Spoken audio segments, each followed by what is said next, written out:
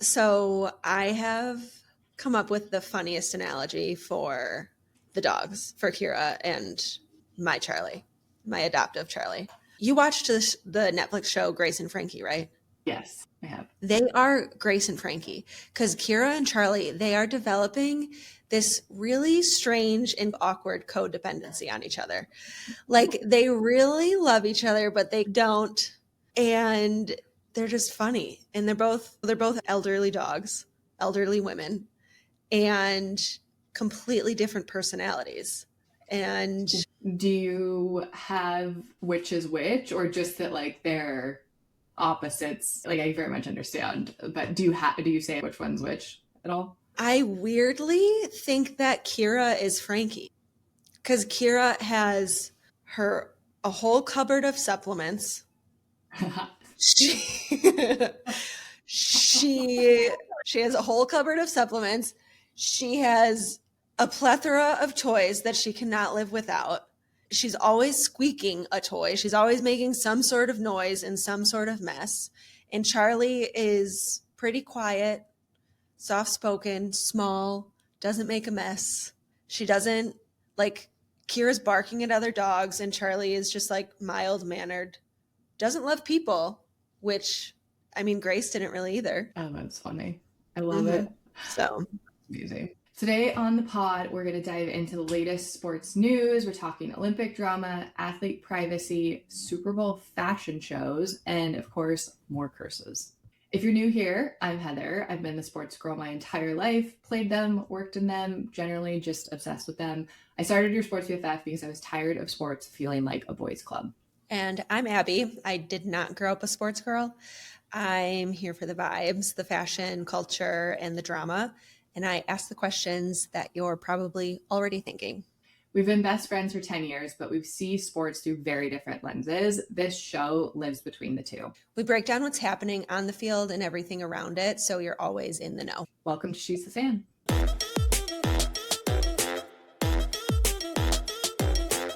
If you enjoy this episode, do us a favor, and subscribe or follow wherever you are listening. And of course, make sure you're following us on Instagram and TikTok at Your Sports BFF, and sign up for our BFF Brief, the daily text breaking down everything you need to know in sports to start your day. The link is in our show notes below. Before we get into sports today, we would like to pause for a moment because what's happening right now around immigration is devastating.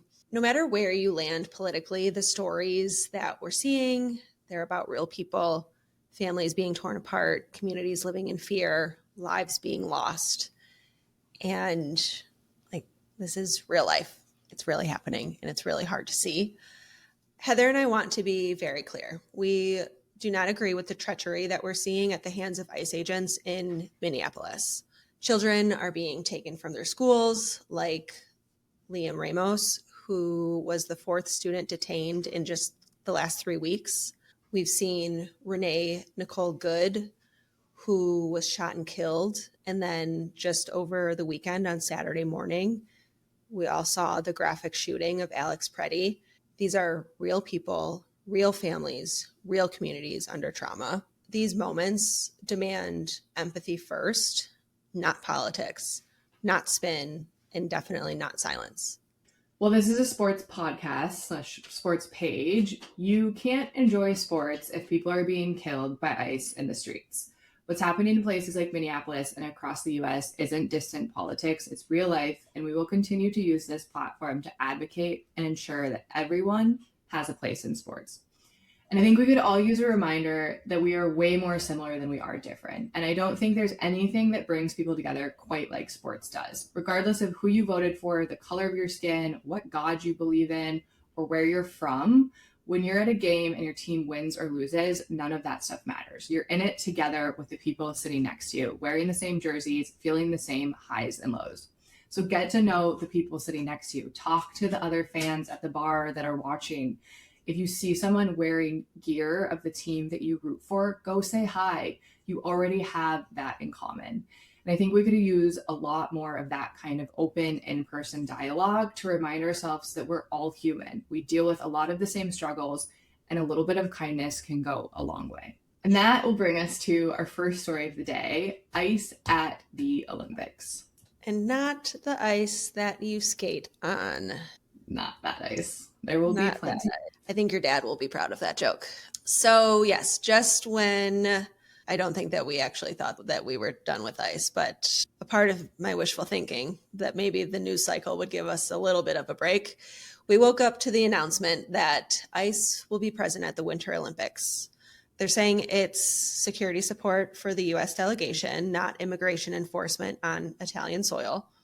But that hasn't stopped the backlash. And Milan's mayor quickly spoke out publicly and said ICE is not welcome. Yeah. And on paper, the government is saying that this is standard. ICE has been present at other major sporting events in both the US and abroad in the past, including past Olympic Games. Typically, it's a part of international partnerships focused on things like human trafficking and drug trafficking that can be more prevalent at large events like these. It's important to make a distinction here because ICE is made up of two separate units. Homeland Security Investigations, HSI, is what focuses on the cross-border crime, including the trafficking, drug smuggling, financial crimes, etc.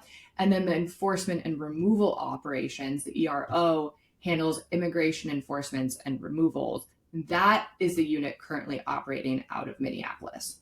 At this time, we haven't been able to confirm whether ERO officers will be boots on the ground, but every news outlet that we're seeing is essentially pushing that HSI is the primary ICE unit expected to be present and that it's generally like standard operating procedures. Regardless, ICE's presence at the Olympics is extremely symbolic, even if it is just operational. And it's not just the Olympics. We've already seen reports that ICE will be at the Super Bowl this year in just a couple weeks in California and all the FIFA World Cup games. I haven't seen any reports that ICE will be at any of the international World Cup games, but we have seen reports that they'll be at domestic games on U.S. soil. Yeah. So ICE being a part of the security footprint for any of these high-profile sporting moments, I think ICE is a really big trigger right now, and it's raising alarms and pushing people to definitely pay more attention. All right. So then how will this actually impact things? I think a few ways. First is safety and access. Fans are watching. Communities hosting events are thinking about who's welcome and who isn't. Second, international optics. I don't think that the U.S. looks so good right now. And hearing when the U.S. sends an agency with controversial domestic reputation overseas, it affects how countries and fans see us and the event. So tough luck. And the cultural context can't be ignored either. Like sports events like the Olympics, World Cup, and Super Bowl, they're meant to be global celebrations. Sports are fun. And any presence of an agency that has so much controversial around it very much changes the vibe, even if it is, again, limited to just operations. I think one big question that remains to be seen is how that operation will change on international soil versus the domestic events that are still international events. Exactly. And I think for viewers who are looking at it as just political noise, the decisions, they filter down to fans, players, media, and communities around it. So they shape the experience on the ground, especially the athlete. So I haven't seen a lot of athletes speak out about since the news broke about ICE agents being at the Olympics, but we did see the PWHL Minnesota Frost players, Kelly Panic and Taylor Hayes. They are also on the U.S. women's hockey team, and they've spoken out against the presence of ICE agents at the Winter Olympics. So they criticize the situation, and I can't say I blame them with everything that's going on in their home state. No, and they're already dealing with so much pressure as athletes. I can't imagine that adding something like this, especially imagine if you were an immigrant athlete. I don't know. There's so much that athletes are dealing with that adding this layer of controversy to the mix of things they have to consider and think about is just not fair. On the other side, I do think some are finding a glimmer of hope that the global stage that this is bringing to the issue could hopefully make even more people pay attention. Totally. And I think paying attention and seeing it on socials is only the first step.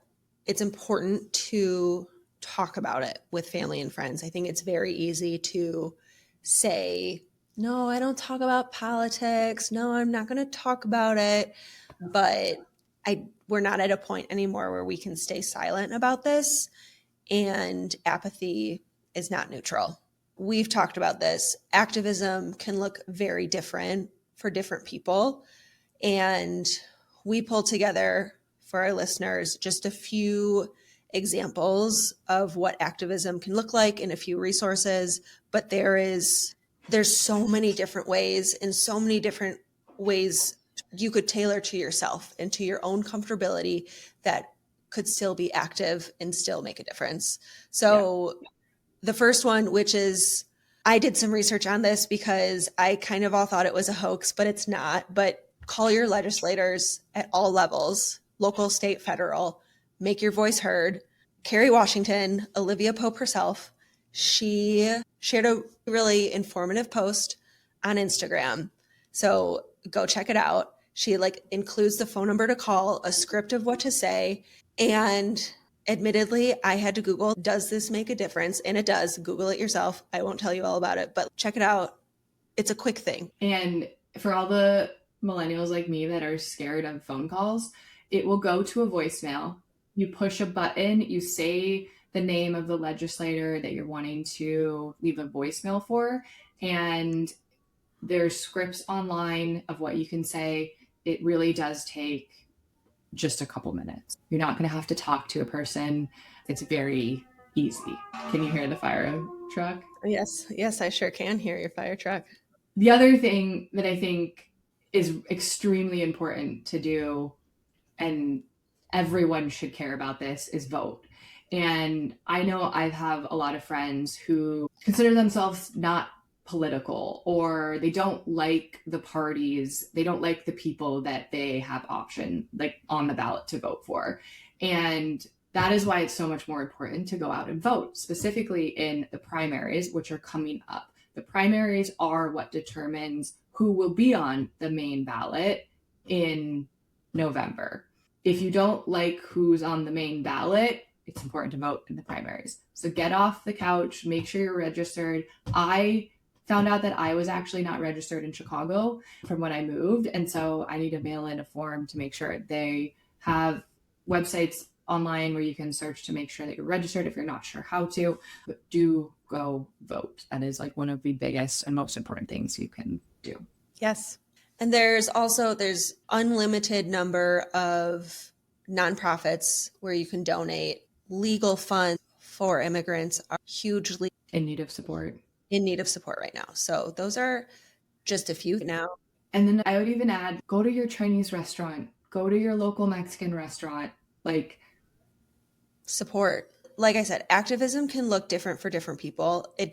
You don't need to be boots on the ground, fighting the man, protesting. You can be. And props to that. I'm afraid of it. I'm deathly afraid of crowds and of things on the news of people dying. It's scary. I have so much respect for people who are active in that way, but that's not the activism for me. So There's different ways to be active, and it all matters. Yep. Have the conversations, get involved. Yep. Choose your activism adventure, but there is an unlimited number of ways to go. There. So our hearts are with the people and the families impacted right now. And with that, shall we transition to our headlines and other things that we can't stop talking about? Yeah, that's the big one, right? I would love to get past all this so that we can have some fun and talk sports more. But there has been a lot of, per usual, things happening in the news on the sports space. Let's run through our headlines. First off, what you doing on Friday? And this is not sponsored. This sounds like a sponsored ad. As I wrote this, I was like, it's not sponsored. What you doing Friday? Netflix is dropping a documentary about the 1980 U.S. men's hockey team. And I personally cannot think of a better way to spend a Friday night and get into the Olympic spirit than relive like truly one of the greatest sports moments of all time. I had to read that as exactly how I wrote it. I have been telling everyone to go rewatch Miracle, the like Disney movie. Like it's on Disney Plus. Go watch it. Most of the gals that I like work with and talk to were born in like 2000. They don't know this story. And it is so incredible and just like the epitome of like the Olympic spirit and like what can be. And I think it's so incredible. And so Netflix is pushing this. Highly recommend. The trailer looked incredible. I think I cried in the ad, which doesn't take much, as Abby knows, but I'm so excited to watch it. So keep your eye out for that. It'll be in the BFF brief. There'll be a full debrief probably next week on the pod, but yeah. Netflix, sponsor us. Yeah. Then we have football, the ongoing coaching drama. So the Bills ended up promoting their offensive coordinator, Joe Brady, to head coach. He was offered a five-year deal. He was pretty sought after in the coaching carousel from some other teams for their head coach role. But I don't know, I found this to be an interesting move. I think there was some drama with what happened. Like, they were doing pretty good. I think like Sean McDermott was well liked. They just weren't quite getting the results they wanted. And I think on the last podcast I said change can be good. And it feels like this isn't really change. And so he's still going to be calling the offense. He does have a good relationship with Josh Allen. It could be something where they just felt like the leadership is what needed to change. Yeah. I have a feeling that there was the ownership and president and stuff. There was probably some butting of heads that it was like, okay, we're not winning. We can get rid of this guy. I don't know. I always speculate like there's a little bit more to this than just football. But yeah, I'm curious if this small change will be as impactful as they're hoping it to be. Interesting to see. Yeah. On coaching, this isn't on your notes, but what I just think is so hilarious is how much Mike McDaniel is being trolled for. Man, like, I'm so happy. I sent Abby an Instagram. Funny. I sent Abby an Instagram, and it was like essentially his first press release with the Chargers, and like he's a character. He's in his Bodega Veneta like jacket, and and essentially it was a clip of them like asking if he was going to be a Dockers coach. Dockers, like the pants, like khakis. Yeah. And he's like, I don't know, not yet. Harbaugh is trying to get me on transition lenses. It was cracking up. Which is hilarious because you've been talking about transition lenses for how long? I think transition lenses in theory are a genius idea. In practice, they're terrible. But like in theory, having glasses that just like when you walk outside are your sunglasses and you walk inside and they're not is genius. The technology just needs to improve. They need to transition faster. Yes, I agree with that. But yeah, Mike McDaniel, he also said something of, I put on pants just like everyone else. Like, yeah, if you're not getting this content, go follow the Chargers because the press conferences are incredible. I'm glad you brought that up. The other head coaching news, which isn't really like the coaching carousel, but Bill Belichick, I had to add this. He did not get enough votes in his first year of Hall of Fame eligibility to like make the cut. And I've said this on here many of times of was he really that good of a coach or was it all Tom Brady? Yep. And I'm like, I think I said this in the BFF group this morning, like point proven ? Oh no. We had a minor emergency, minor spill, clean up on aisle 4. We're back. Anyways, Trinity Rodman, this is exciting news. I think a while back I brought up the like drama with her contract and like how that spurred all the stuff. She ended up signing with the Spirit, Washington Spirit. There was some concern that maybe she would be pushed to European leagues where they could pay more, but she was able to sign a 3-year deal that ESPN reports is worth over $2 million annually, which includes bonus pay. And it made her the highest paid women's soccer player ever, like globally, ever. I know. So that's huge. The last highest paid in at least the National Women's Soccer League was Sophie Smith, because she essentially got like a contract opt-in or something for $1 million. I think she It's had a like cool mill. But why take $1 million when you could have 2? Okay. Anyways, I'm a little distracted from that spill. All flustered. Well, on that note, why don't we talk about some curses? The Kardashian curse? Yes. I didn't even know there was a Kardashian curse till now. I don't know if there is. I think that it's just, and it's also so fun. I think they just did it because what is it called when the alliteration. Alliteration. Thank you. Because she's a Jenner. Her last name's not Kardashian. But so yeah, Kendall's Super Bowl ad dropped for which one again? Fanatics Sportsbook. And then so there were 2 ads that rolled out recently that we saw that are making some headlines. The first is a Fanatics ad that features Kendall Kardashian. Kendall Jenner.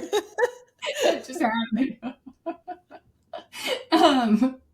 That's what I meant. We're talking about the Kardashian curse. I'm so confused. Okay, there's two commercials for sports betting. One is a Fanatics ad with Kendall. One is a DraftKings ad with Brianna Chicken Fry. And both are making headlines, mostly the Kendall one, which is essentially talking about the curse. You tell the rest. In her curses, it's poking fun at herself and her exes because she dates basketball players. So I didn't do a deep dive into all of her exes, and I don't pay that close of attention to know them offhand. But she jokes that her modeling doesn't pay for all of her riches in life, and her sports betting does. So just interesting to see these 2 female sports betting ads drop leading into the Super Bowl together. It was funny. I saw the Kendall one on Instagram essentially, and I thought it was great. I thought it was a really well done ad. I think it did such a good job at targeting the right demographic. Her exes include Blake Griffin and Devin Booker, for reference, among a couple others. But I thought I did a really good job at poking fun at, like, every time she dates a player, they do poorly. And then she goes on to say, I'm going to make a bet on the Super Bowl and maybe go date a football boy. And essentially you can either bet with Kendall or against her if you believe in the Kardashian curse. And then the joke at the end is, I'm not even a Kardashian. And then I was working last night and watching Love Island All-Stars because that's my show of choice while I work. That's my background noise choice. And all of a sudden I heard I heard a sports betting ad. And I was like, wait, that's Brianna Chicken Fry. And I was like, oh my God, it's like happening again. And I know for a fact, just being in the business that I now am in, sports apps are heavily trying to go after the female fan. And they've been struggling. And I think this is the first thing that I've seen that I feel like may actually move the needle for them in like a significant way. So that's my take number 1. 2, all of this is happening a week and a half prior to the Super Bowl. And I very much believe that we are seeing the beginning of the end of the like Super Bowl commercials. They have become so insanely expensive that major brands like Nike are pulling out and not doing spots. They will continue to do so much surrounding the Super Bowl. There'll be commercials leading up to, there'll be spots all in and around.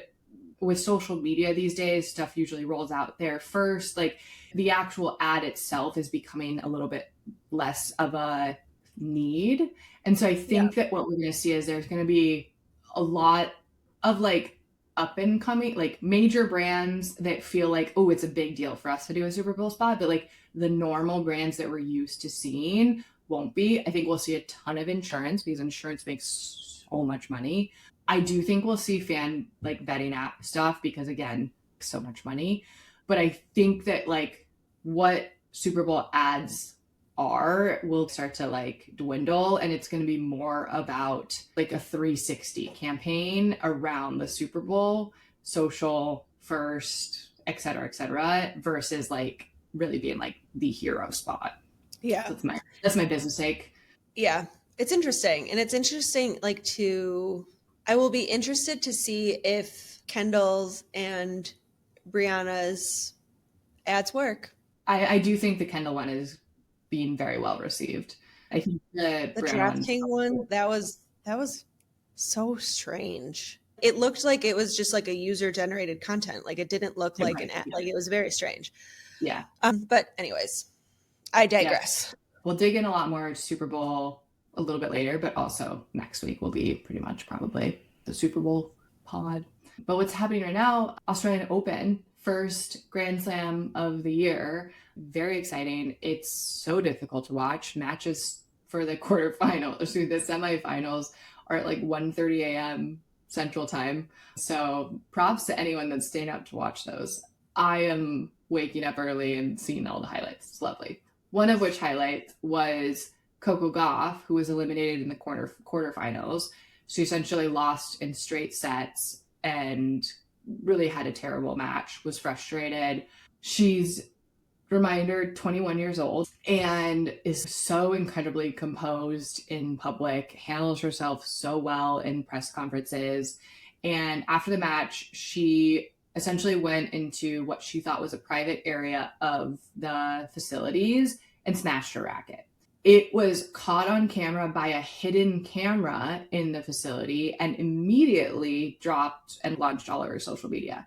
It feels like a hidden camera that you would see in like Big Brother or something that like catches the like weird conversation. Yeah, it's or Love Island All Stars. I don't like that. Yeah, it was weird. And she essentially said, I wanted to find a private spot. My team didn't need to see that. I don't want to take my frustration out on them. I needed to like release, like she's frustrated. You are a competitor. You want to win. You lost in a very, like she didn't play well. She has every right to have emotions and be frustrated. Serena Williams' husband commented, and then Serena Williams was like, girl, I've been there. I can show you how to do it in one smash. Essentially, like, there's nothing wrong with what we're seeing here. And I think it's just like a really interesting topic around just like athlete and celebrity privacy and where is too much. Like, really, the only private space I have is the locker room. And I'm a big fan. Like we work in like sports gossip. Like I'm a big fan of seeing inside athletes' lives, but there is a really fine line of what's too much. And I don't know where to draw that always, but this is too much and it's just not needed. In a similar vein, go ahead. It feels, I think in my mind, it crosses the line when athletes or celebrities feel the need to apologize. Yeah.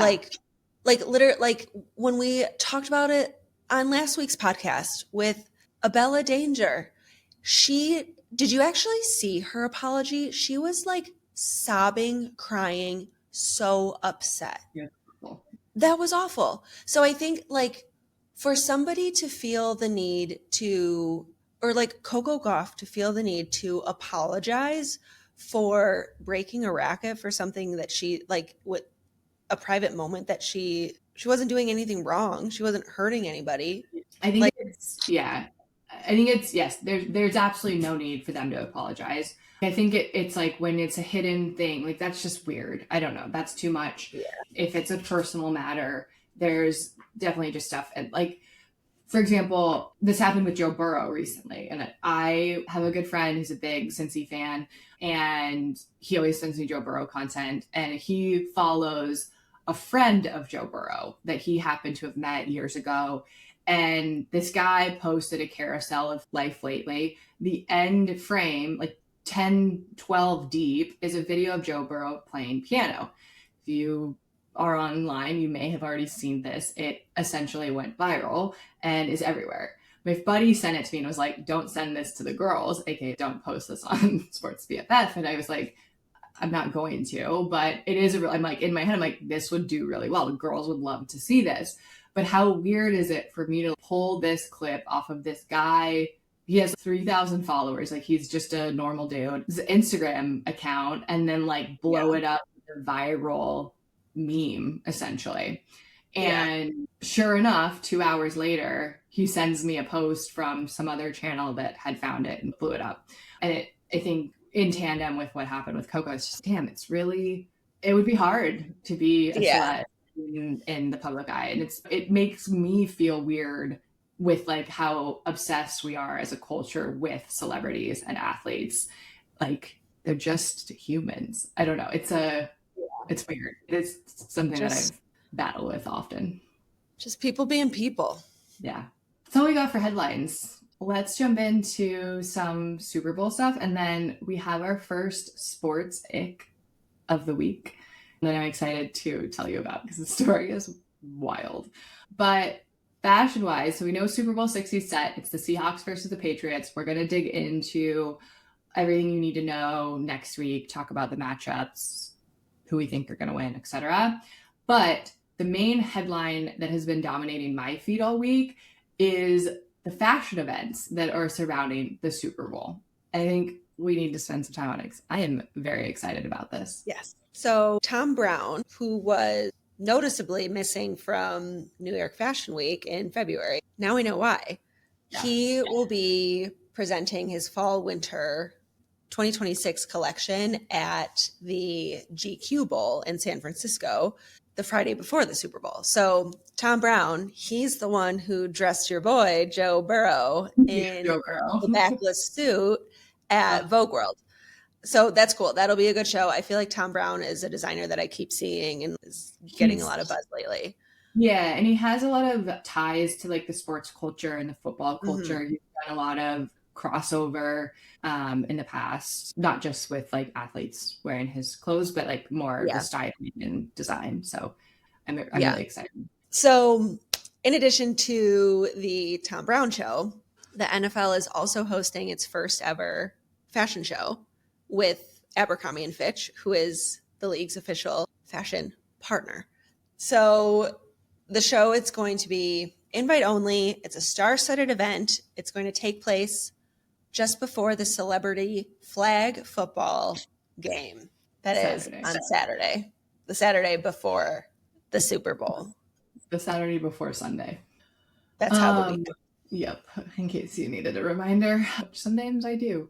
But this like really isn't random that the NFL is doing all these fashion events around the Super Bowl. It's actually a really smart business move from the league. The NFL is starting to get that fandom isn't just about what happens on the field these days. It's really about identity and like the culture and how people want to show up for games, and style is a big part of that. Our bestie Kyle Smith, the NFL's first ever fashion editor, has really built his role around this idea. And it's something that he like didn't just get handed the title. He actually carved it out by showing the league that fans care about fashion, the players care about fashion, and these things really matter culturally together in tandem. He did an interview with Vogue and essentially said fashion shows outside of traditional fashion weeks are starting to become more prevalent and matter because fashion really touches every part of culture, sports, film, music, all of it. Having a fashion show around the Super Bowl is a way for fans to express their identity through their football fandom. So he has been the big proponent, obviously, in this Abercrombie and Fitch deal, in this Abercrombie and Fitch show, and yeah, really everything around it. And it's pretty cool. The NFL has gone from being like nowhere near fashion years ago to truly one of like the most talked about sports properties within the fashion ecosystem. And yeah, it's now becoming more and more of a lifestyle versus like just the game you turn on Sundays. Yeah, it's cool. Proving my point. I love when I'm right about things. This is what Sports BFF's all about. Not me being right, but like the culture and sports together thing. Heather Anyways, being right. yes, it is. Okay, I'm so excited about this. The story is wild. This is like something I feel like that should be a movie, and I hope they make it. One, this is our first sports ick of the week. If you haven't heard the name Ryan Wedding, now you have. Ryan Wedding is a former Olympic snowboarder who competed for Canada in the 2002 Winter Olympics in Salt Lake City. But after his competitive career ended, his life took a very dark turn. You may have seen this story floating around the news. Late last week, he was arrested and now stands accused of running one of the largest drug trafficking operations in modern history. Authorities are basically describing him as like the modern day El Chapo or Pablo Escobar. Oh. It's that big of a deal. Like it's massive. According to U.S. prosecutors, Wedding allegedly became a key figure in a massive international drug trafficking enterprise connected to the Sinaloa cartel. I think I pronounced that right. His organization is reportedly responsible for shipping about 60 tons of cocaine through Southern California. That is, dang. 1 ton is like over 2,000 pounds. Yep, that's a lot of cocaine. For years, he avoided law enforcement, but a year ago, things escalated. He was put on the FBI's top 10 most wanted list in March. He had a $15 million reward offer for information leading to his arrest. I remember when this broke last year, and it's like Olympian turned like FBI most wanted. It was crazy. Fast forward, last week, they finally caught him and took him into custody. He has since pleaded not guilty to the long list of charges, including running a criminal enterprise, large-scale drug trafficking, and orchestrating multiple murders of victims and government witnesses. He essentially put bounties on government witnesses that were set to testify against him. Wow. That is a movie. Yeah. Movie. His trial is supposed to be later this year. I think that is a movie. Isn't that like the movie Savages? Pablo Escobar. No, there's that movie Savages. I don't know that one. But it's about weed, not coke. And I feel like one of them was in the army and one of them was something else. And then I don't know. I swear that it already is a movie. So he's just stealing the plot and it's his life. I would love the story of like how he even went from A to B. One of my favorite movies and books, not what favorites, I don't know, but a movie that I rewatch more often than I'd like to admit is Molly's Game, which is the true story of Molly Bloom, she was either almost an Olympian or was an Olympian. I can't remember, but like then she turned. Yeah. She had a crazy story. Wish that gambling like I can connect the dots quite a bit more to gambling. Like but yeah, and you're not wrong. That is a similar. How is drug smuggling different? You're growing a massive enterprise. It just happens to be immoral. Yeah. And you're doing murders too. I don't know. You know what movie I watched the other weekend? Total change of pace. About Time. My favorite. Love it. And I had a thought. Is that your tall redhead named Tim? That's what I was going to ask you. Is that the redhead in your dream? Is Tim just the About Time guy? Because halfway through the movie, I was like, wait a second. Because also he's in Harry Potter. And I had this dream around the same time that we were watching Harry Potter's. Oh, your premonitions are lying. Abby had my premonitions are wonky. Yeah, it's a bummer. I think that my picks of the week are indicative of my bad premonitions. Potentially. But yeah, I had a dream a while back that we met my soulmate, Tall Tim. And redhead Tall Tim. Have met to meet real life Tall Tim, but I watched a movie with him in it. He's a great Tall Tim. He's lovely. Sweetheart. Probably a little too simple of a life for me. Yeah. But hey, different strokes for different folks. That's all we got. Fugitives, curses, an ongoing theme to this podcast. We like curses. And Superstition. standing up for what's right. Yes. Yeah. Go call your legislators. Go get active. And we'll see you next week. We'll see you next time.